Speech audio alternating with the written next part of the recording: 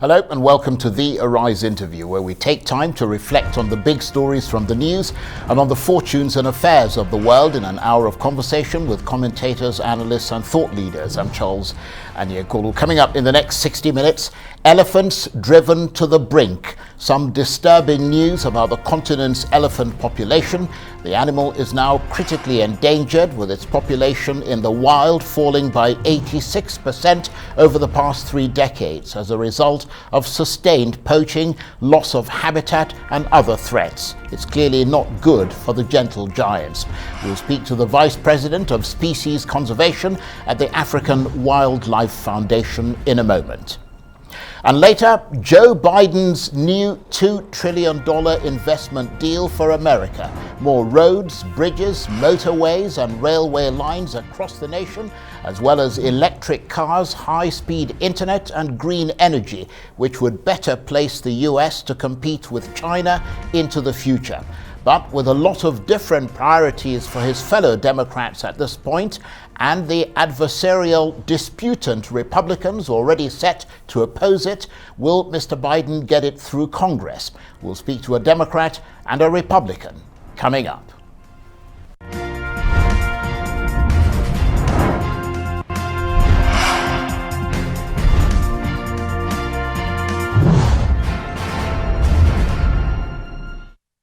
First, though, to some depressing numbers in the latest count of the African elephant population. The gentle giants have now been classified as critically endangered after their population in the wild fell by 86% over the past 3 decades.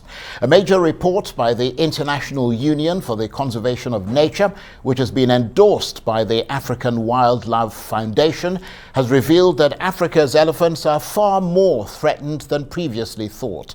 A combination of a deeper understanding of elephant biology, a demand for ivory, and the ongoing destruction of the vast swathes of habitat they need have combined to reveal a previously underestimated threat to Africa's elephants. Now known to be 2 distinct species, savanna elephants and forest elephants, have been put into the endangered and critically endangered categories on the red list of threatened species. The matter is very serious, and this means that with the forest elephants now being considered highly endangered and the savanna endangered instead of vulnerable, we do appreciate that the world now appreciate that the scientists, what the scientists have been saying for a long time is that these species are facing extinction within a reasonable time. Some say is as little as 10 years, others say 10, 50 years, whatever. That is if the threat to them continues. The threat is poaching. The solution is not in catching the poachers, but the solution lies in this entangling the syndicate criminal networks that are responsible for taking the ivory out of Africa into the rest of the world, to a marketplace that is hungry. More about the dramatic decline in Africa's elephant population. I'm joined now from Nairobi, Kenya, by the Vice President of Species Conservation and Science at the African Wildlife Foundation, Dr. Philip Muruthi.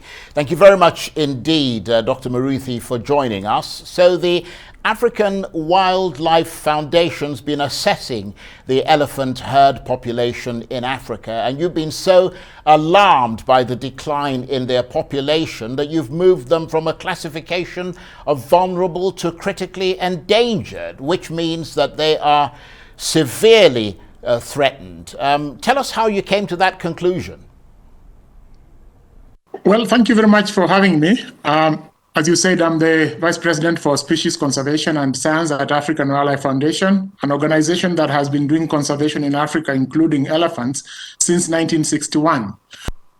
classification of the elephant in the IUCN Red List of threatened species is done by the IUCN Species Survival Commission, of which AWF is a member. And we do agree with the assessment.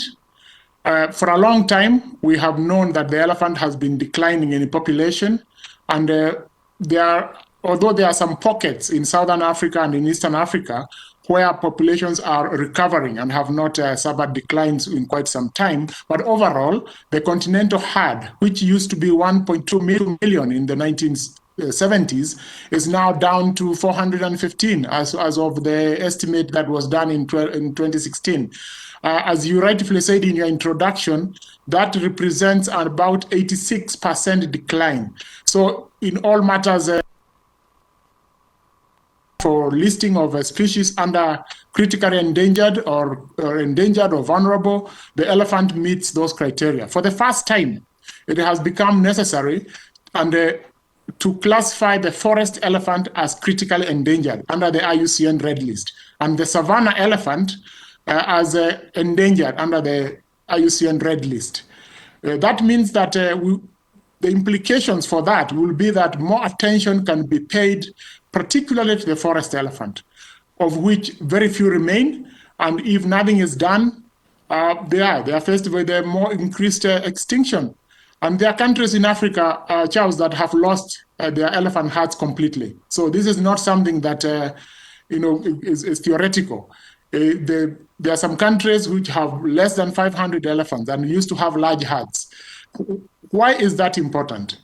It is important not just because of the loss of the elephant themselves, but the ecosystem services they offer, such as seed dispersal in the tropical forest. You lose elephants, you will also be losing with it ecosystem services, the forest structure, regeneration of forest, because there are no seed dispersers.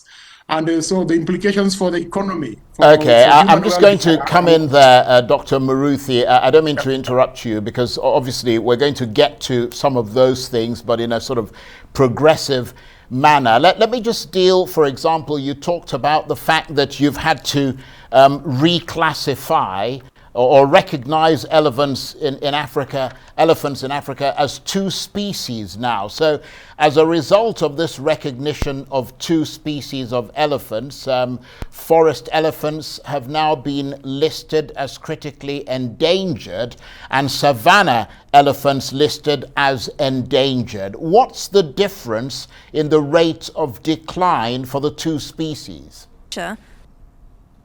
There are huge declines in the forest elephant, and what that means, the classification means that more attention needs to be paid to the elephant, to the forest elephant. Critically endangered from there means extinction.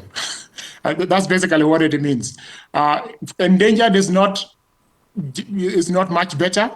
It means that both species of elephants, forest and savanna, are conservation dependent.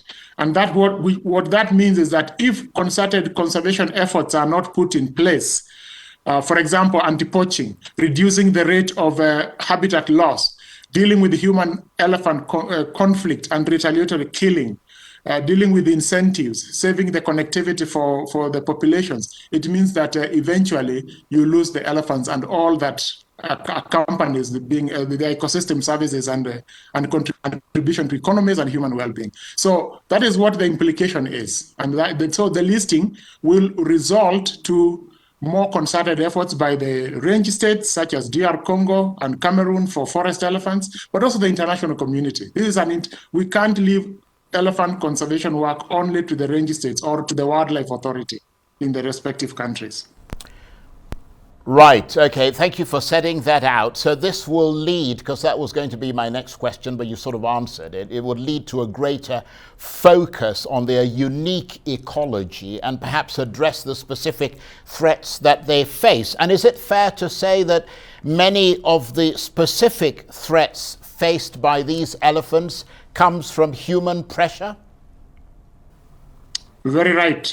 The elephant, as you know, has very few natural predators, perhaps a lion, calf, but then the mothers will usually are the major enemies of elephants, but also the key, incompatible agriculture,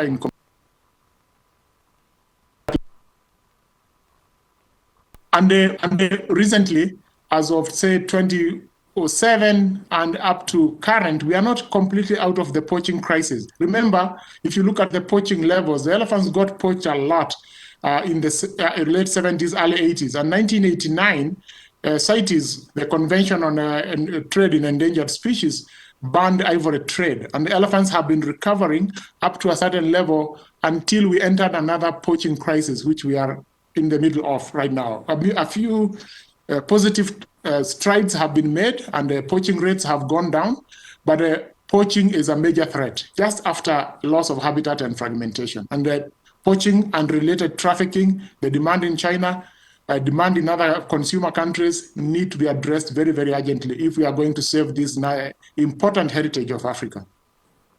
Okay, if I might ask you, Dr. Muruthi, we've got about 90 seconds before we've got to take a break. We lost you when you started talking at the outset. Your sound went a bit wonky there. So I'm wondering if you might just repeat what you said at the outset, which was when you were talking about the fact that elephants don't really have any predators that go after them. I think you talked about the lion and so on. Could you repeat that bit, because we missed it?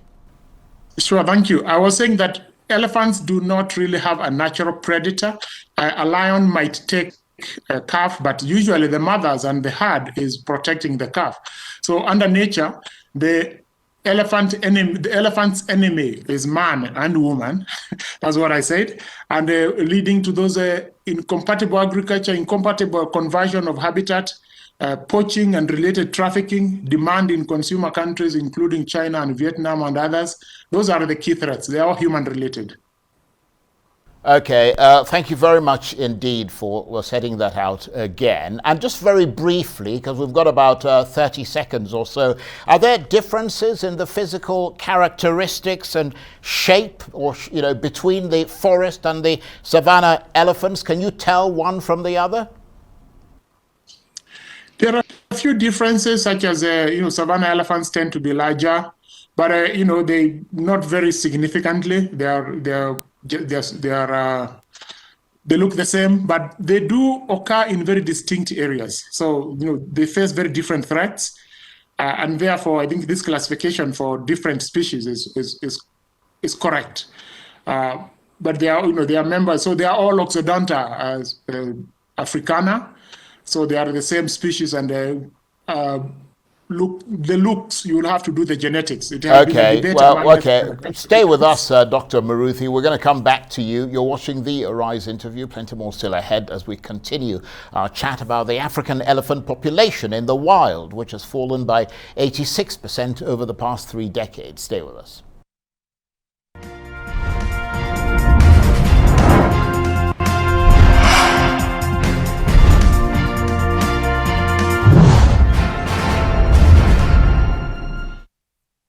Welcome back to the Arise interview. I'm Charles Iucn. Now, we've been hearing some disturbing news about elephants in Africa being driven to the brink.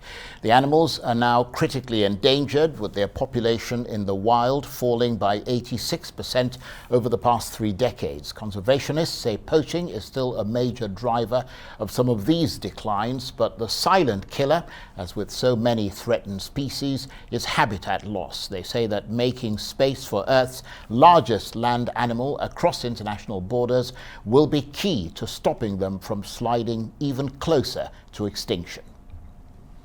And the Vice President of Species Conservation and Science at the African Wildlife Foundation, Dr. Philip Muruthi, is still with me from Nairobi, Kenya. Thank you very much indeed, Dr. Muruthi, for staying with us. And before we went on break, you were talking about the differences between the savanna and the forest elephants. What about which parts of Africa they can be found in? I understand forest elephants live mostly in Central Africa, where they live in sort of very dense forests there, whereas by contrast, savanna elephants live in a variety of habitats.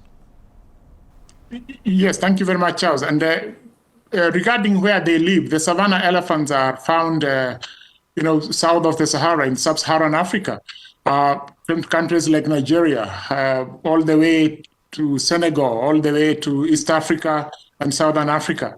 The forest elephants is mostly found in the tropical forest of DR Congo, in Congo, Brazzaville, in Cameroon. Countries like Gabon are very important for forest elephants. As I said earlier, the forest elephant has suffered the greatest decline. Huge numbers have been poached, and there is room for recovery in those habitats where small populations exist. So I just want to point that out, that even though the elephant has declined, there are areas where populations can be recovered with concerted efforts, protection, with allowing them to regenerate, to grow, and where habitats still exist in countries like DR Congo.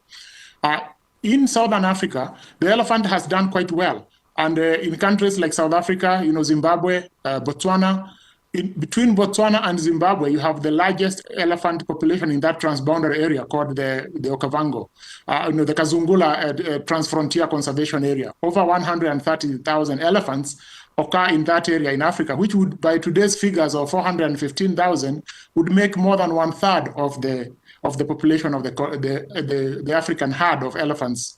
And that is a good thing, that they have the largest population, but then you see how fragmented the populations are if 1/3 is only being found in one large landscape. So there are chances of recovering elephants in countries where we have the savanna elephant, countries like South Sudan, and in countries, other countries like Tanzania has recovering after suffering a lot of poaching. And your own country, I think Nigeria is a country I would look at in northern Nigeria. It's a place where elephants can recover. And you talked about some of the places, and one of the places you mentioned was Gabon, which of course geographically is closer to Nigeria than places in southern Africa. We understand that they've been doing quite a lot with conservation efforts. What exactly are they doing that other countries are failing to do? Well, first of all, is securing habitat. Elephants, as you said, require large areas. They require the protected areas, but they also, the subpopulations, they require to be connected. A large mammal requires a large area, and the populations need to be interconnected. So saving habitat is critical. Creating incentives with communities in those areas between protected areas has been very important. Gabon has also set a record in Africa in terms of setting aside conservation areas, protected areas. The president declared a large proportion of the country as protected area, and that often will correlate directly with how well a country is doing, the amount of land that has been set aside for conservation. But also not just the protected areas, but like in East Africa or Southern Africa, community conservation and community conserved areas are very important for securing wildlife. And the associated livelihoods, their tourism and other businesses that accrue from wildlife are very, very important. So a combination of things has been done: save the habitat, protect the animal from poaching, instituting anti-trafficking. Like here at African Wildlife, working with 7 countries in Africa, all the way from Mozambique, from Botswana, Kenya, Uganda, Tanzania, and coming to Ethiopia and Cameroon, to put in detection dogs to stop traffickers, a program that has done very well, using anti-poaching, but also creating incentives is very, very important work in order to save and make available friendly habitat in the community areas. So a number of things. No one bullet, does it all for elephants. It's a combination of both ecological approaches, but also livelihood, and instituting a rights-based approach to conservation. That works out for where elephants have prospered. Allow me to make a point if you can just keep your answers a little bit more brief, because we're almost coming to the end of the chat, and we need to get to a number of things before we get to the end. I mean, I'm also reading that beyond what human pressure has done to these animals, the animals themselves, for instance, forest elephants, have a much slower rate of reproduction than savanna elephants, which means that they can't bounce back from population declines as quickly as other species of elephants. Apparently there was a genetic split between the two species some 5 million years ago. Well, we wouldn't blame elephants for having a long life and being large, having a longer gestation period than some other animals. That's something that we need to consider in the protection of the species. The fact that a large mammal is going to take longer to rebound if it is hit by catastrophes such as poaching. So that's just I turn that back to conservationists and to governments to take the responsibility for conserving a large mammal like the elephant. Right, but what about the policy agreements? I mean, I understand there are quite a number of them, strong ones that are in place. I mean, there is a multilateral treaty that protects endangered animals. I mean, are countries not adhering to that convention? Most African countries have signed on to these multilateral international agreements, such as the Convention on Trade in Endangered Species, such as the Convention on Migratory Species, which recognizes the importance of countries to maintain the ability of animals to move across boundaries. Now, those conventions, after signing, needs to be domesticated and applied within countries. They are mostly agreements that countries themselves have to apply. So under CITES, for example, if you violate, the punishments that come are usually quite, they are quite hard to implement, and it's incumbent upon the parties, the signature parties, to apply. Obviously, countries will do much better if they adhere to what they signed. And this is important because mostly conservation is done under national budgets. Even when there is international support, it comes through the national governments. Very, very briefly, Dr. Muruthi, I was reading that the African Wildlife Foundation has been commending China for increasing its efforts to stop the ivory trade. I mean, how much does that set an example for other countries? We were very happy when China around 2018, 2019 banned trade in ivory. So right now you cannot trade ivory in China. It's a very good example that China took, being the largest. China had been the largest consumer of ivory in the world, and most of the elephant poaching was being done to feed that market. Right, so okay. I want to thank you very much indeed, Dr. Philip Muruthi, Vice President at the African Wildlife Foundation, talking to me there from Nairobi, Kenya. You're watching the Arise interview. Plenty more still ahead, including President Biden's latest massive economic investment plan. We'll hear from a Republican. Stay with us.